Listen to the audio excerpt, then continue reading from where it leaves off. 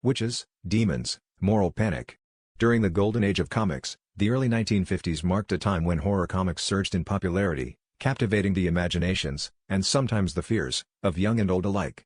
Witches' Tales No. 14, published in 1952, is a perfect example of this era's wild creativity and its controversial impact. The comic featured a chilling story in which a secret coven of witches took advantage of Halloween night, the witches' Sabbath, to summon a terrifying demon into the mortal world.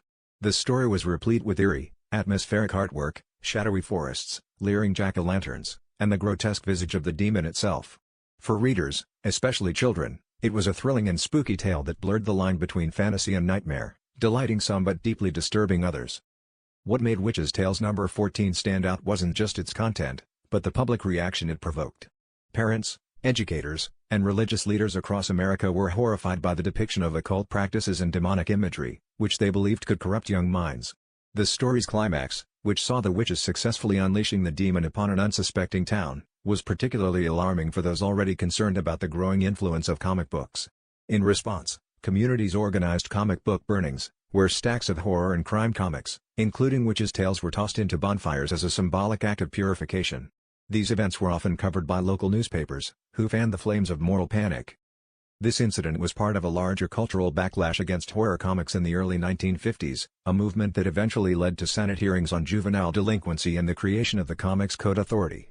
The code effectively put an end to the era of shocking, boundary-pushing stories like the one found in Witches' Tales No. 14.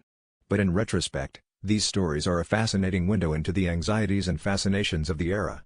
They reflected not only a love for the macabre, but also deeper societal fears about youth culture, authority, and the unknown. The comic's legacy endures as a testament to how popular media can both entertain and alarm, sometimes at the very same time. Today, Witches' Tales No. 14 is sought after by collectors and historians as a symbol of the Golden Age's unrestrained creativity and its brush with controversy. It is a story that stands as a reminder of how something as simple as a comic book could ignite nationwide debates about art, morality, and freedom of expression.